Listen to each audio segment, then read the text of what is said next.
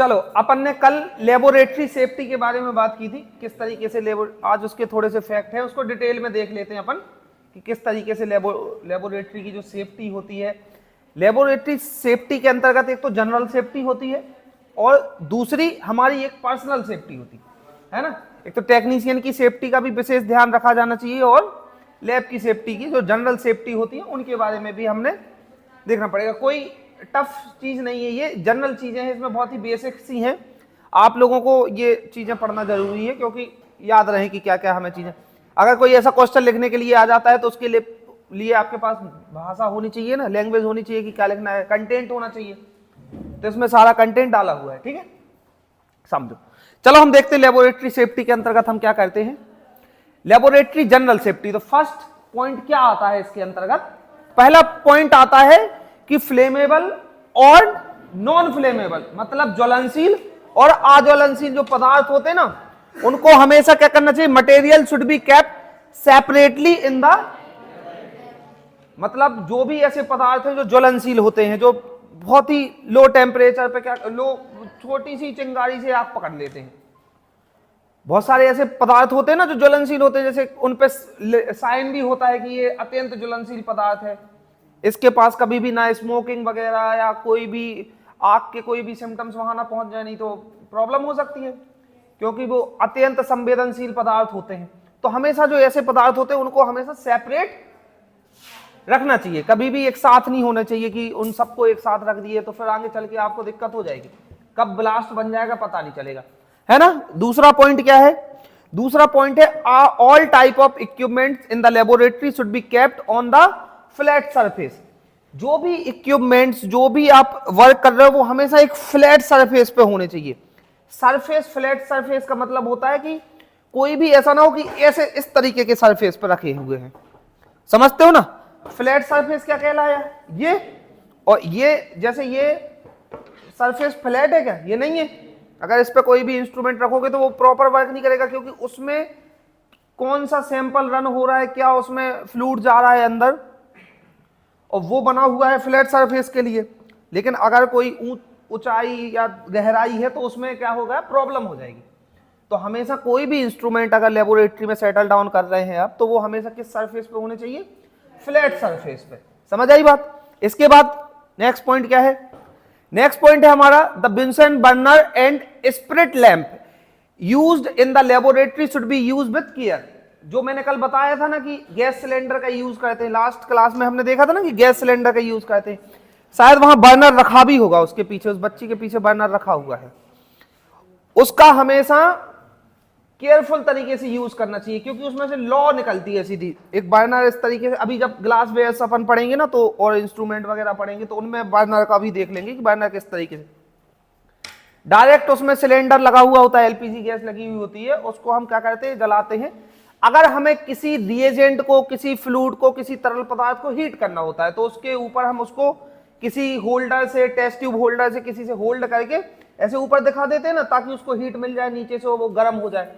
आप लोगों ने कभी जैसे टीवी वगैरह में, मूवी वगैरह में देखा होगा, कोई जैसे वो होते हैं ना वैज्ञानिक वगैरह, वो कुछ काम कर रहे हैं तो नीचे से उसको हीट दे रहे हैं, ऊपर bull bull bull bull bull bull निकल रहे हैं, वो होता है बर्नर, जिसमें नीचे से आग जलती है। तो उसको आपको केयरफुल तरीके से यूज करना चाहिए। अगर आप उसमें लापरवाही करेंगे तो आपके खुद के जलने के आसार हो जाएंगे, खुद ही उससे जल के ग्रसित हो जाएंगे। नेक्स्ट पॉइंट हमारा क्या है?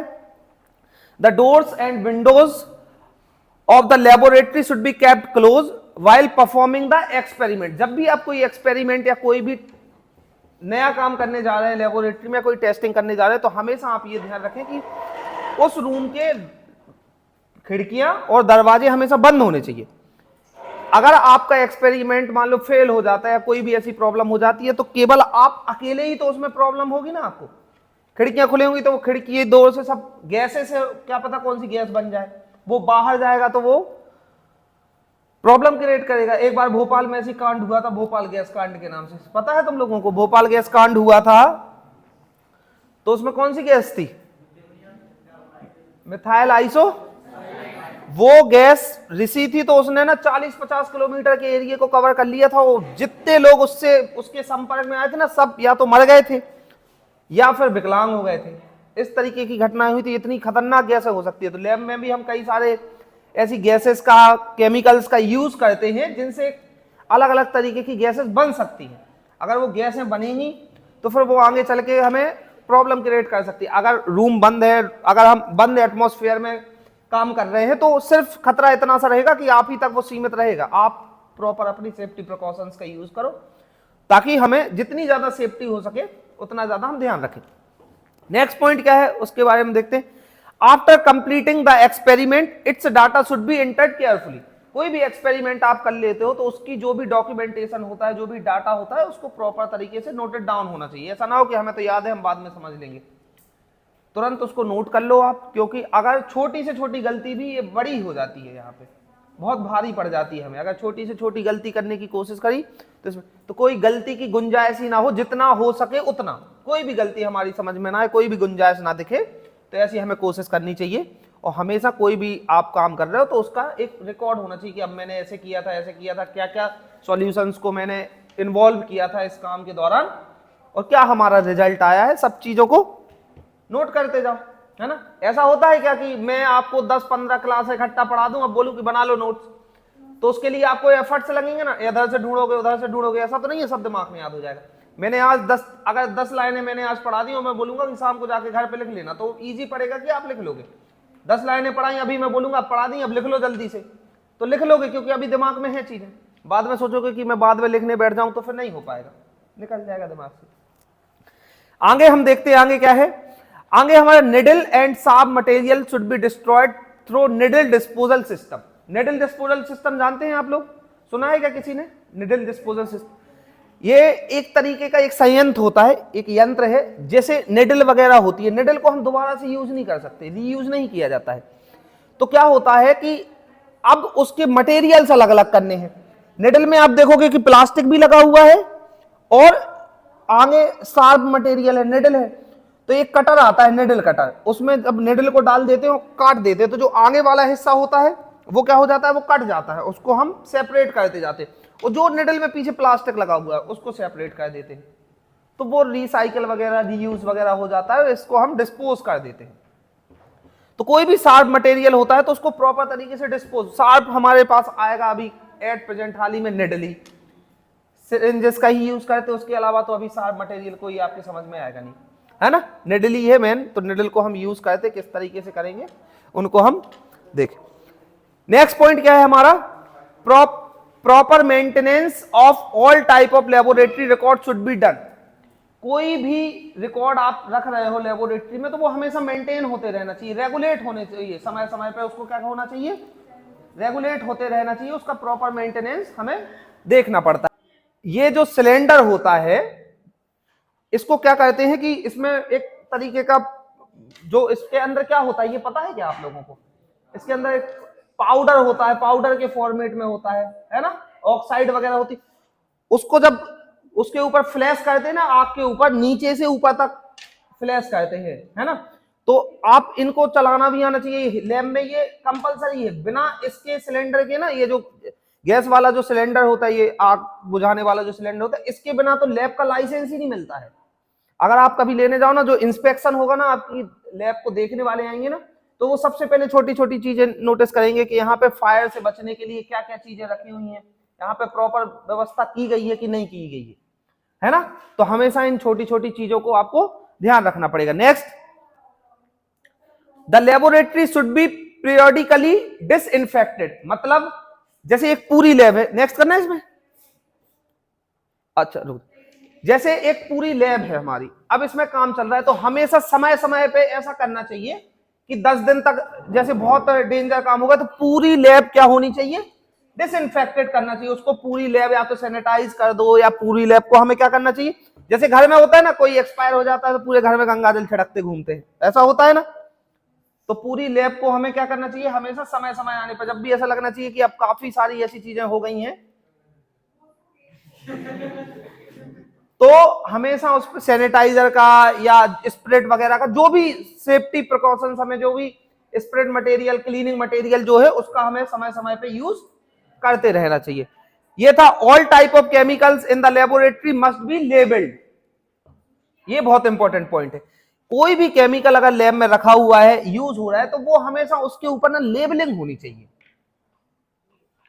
उसके ऊपर ये मेंशन होना चाहिए कि कौन सा केमिकल है, इसका क्या यूज है, क्या क्या फॉर्मेशन है, इन सब का एक छोटा सा उसके ऊपर ब्रोशर लगा हुआ होना चाहिए, है ना, ये मस्त है। तो हमेशा कोई केमिकल आप अपनी तरफ से बनाते हो, बहुत सारे केमिकल ऐसे होते हैं जो आप अपनी तरफ से बनाते हो, तो उन केमिकल्स को हमेशा क्या होना चाहिए, लेबल्ड होना चाहिए, उनके ऊपर लेबल करके रखना चाहिए कि ये केमिकल है, इतना ज्वलनशील है, इतने टेम्परेचर पे इसको स्टोर करना चाहिए। ये सब चीजें धीरे धीरे फिर आपको सारी चीजें याद भी हो जाती हैं, लेकिन ये मस्त है कि आप उनको लेबल्ड करके रखो, है ना। नेक्स्ट पॉइंट क्या है, नेक्स्ट हम देखते हैं लेबोरेटरी पर्सनल सेफ्टी। अब क्या क्या देखते हैं पर्सनल सेफ्टी में, always wear apron before entering the, सबसे इंपॉर्टेंट पॉइंट है, आपको हमेशा एप्रॉन पहन के रखना पड़ेगा। इसके बाद नेक्स्ट पॉइंट है, the van should be disinfected before and after working in the lab. जैसे ये कोई भी एक सरफेस है जिसपे हम क्या कर रहे हैं, काम करने वाले, तो सबसे पहले काम करने से पहले इसको क्या कर लो, यहां पे जो भी एक्सपेरिमेंट कर दिया, काम खत्म हो गया, तो करने के बाद क्या कर दो, ताकि नेक्स्ट स्टेप उसका बढ़े ही ना, कोई नेक्स्ट हमें ऐसी प्रॉब्लम क्रिएट ही ना हो, ऐसी प्रॉब्लम हमारे सामने ही ना आए जिससे हमें आगे, अगर इस पे कोई बैक्टीरिया ग्रोथ हुआ और अगर हम इसको यही मार देते हैं तो बात खत्म हो जाती है, छोड़ देते हैं तो फिर ये आगे बढ़ेगा ना, आगे बढ़ेगा, ये कहां से अपना इफेक्ट दिखाना शुरू करेगा वो हम नेकेड आइज से नहीं देख पाएंगे, लेकिन होगा बहुत घातक। नेक्स्ट पॉइंट क्या है, never touch your hands with eyes, nose and mouth. कभी भी जैसे आप लैब में काम कर रहे हो तो आपको ये चीज हमेशा ध्यान रखनी चाहिए कि काम करते समय आप किसी केमिकल में लिप्त थे, पता चला नाक खुजा ली, मुंह छू लिया, कान वान कर लिया, ये ऐसे जैसे नोज से क्या हो सकता है, कोई भी बैक्टीरिया वायरस आपकी नोज से एंटर कर सकता है बॉडी के, मुंह से भी जा सकता है। तो हमेशा आपको ये ध्यान रखना है कि आपको अपने हाथों से अपनी नोज, ईयर या माउथ को टच नहीं करना है। नेक्स्ट पॉइंट है, do not eat, drink and smoke inside the, कभी भी लैब में ना तो कुछ खाना चाहिए, ना कुछ पीना चाहिए, ना किसी तरीके की स्मोकिंग वगैरह की कोई शिकायत होनी चाहिए। अगर इस तरीके की समस्या होंगी तो आपको पता है कि लैब में कितना इन्फेक्शन हो सकता है, वो हम नेकेड आइज से देख पा रहे हैं क्या, नग्न आंखों से हम देख ही नहीं सकते कि वहां पे कितना इन्फेक्शन है। अगर आप वहां पे ऐसा कुछ कर रहे हो तो हो सकता है वो इन्फेक्शन आप उस खाने के थ्रू या किसी भी माध्यम से आपकी बॉडी में एंटर कर जाए और आपको प्रॉब्लम का फेस करना सकता। नेक्स्ट पॉइंट है हमारा, gloves and mask should be Warne in the laboratory. हमेशा ग्लव्स और मास्क को आपको पहन के रखना पड़ेगा। ग्लव्स और मास्क इंपॉर्टेंट है, मस्ट है।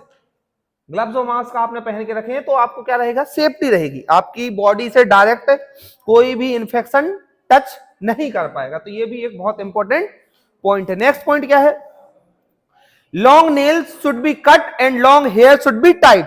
अगर बड़े बड़े नाखून हैं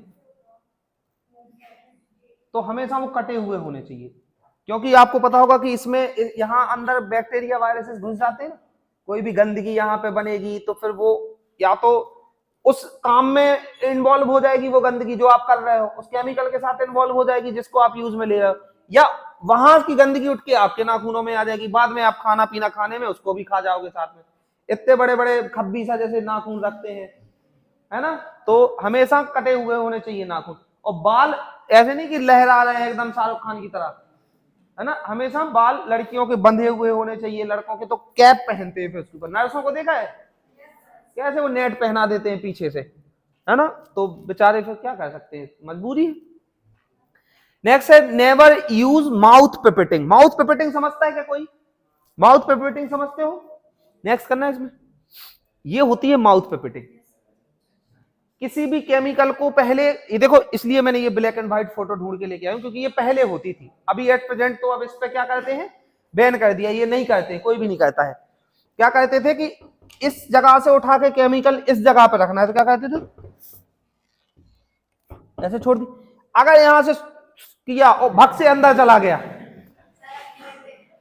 तो फिर दिक्कत हो जाएगी। कभी कभी वो गांव में देखा होगा कि एक टंकी, बड़ी टंकी से पेट्रोल खींच के छोटी में डाल रहा है, तो ऐसे ऐसे करके तो थोड़ा सा मुंह में भी चला जाता, तो ये माउथ पिपेटिंग कहलाती है। अगर ये केमिकल आपकी बॉडी में एंटर कर गया तो आपको प्रॉब्लम तो कभी भी माउथ पिपेटिंग तो करनी नहीं है, चाहे वो काम छोड़ दो, है ना। देखो ये पुराने जमाने के वैज्ञानिक किया करते थे, तभी तो मर जाते थे जल्दी, पता ही नहीं चला। लेकिन अब नहीं करनी है, आपको कभी नहीं करनी है।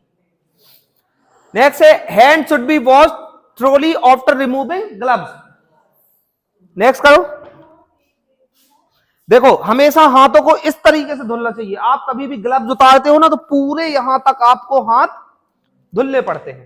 देखो ये धुल रहा है ना, जो इस तरीके से आपको पूरे हाथों को धुलने के भी 7 स्टेप होते हैं ना, हाथ धुलने के, ऐसे ऐसे ऐसे ऐसे करके ऐसे होता है ना। तो पूरे ये प्रॉपर तरीके से उसके जो भी स्टेप्स होते हैं, उन्हीं स्टेप्स के अकॉर्डिंग आपको क्या करना चाहिए, हैंड वॉश करना चाहिए। नेक्स्ट करो। लो, तो ये आपकी लेबोरेटरी की जनरल और आपकी खुद की सेफ्टी के बेसिक पॉइंट्स थे। आपको इनको याद रखना पड़ेगा, इसके पूरे नोट्स बना लेना। क्या समझे, नोट्स आपके पूरे कंप्लीट होने चाहिए। नेक्स्ट क्लास में अपन पढ़ेंगे ग्लास वेयर्स इन हिस्टोपैथोलॉजी। ग्लास वेयर्स में देखो ये सारे ग्लास वेयर्स रखे हैं, ये देखो ये दिख रहे हैं ना, इन सब के बारे में पढ़ेंगे कि ये किस तरीके से अपन इनका यूज करते हैं, क्या क्या इनके किन चीजों से ये बोरोसिलिकेट से मिलकर बने होते हैं ना, पता है। इनके बारे में हम देखेंगे अभी कि कैसा क्या होता है ना।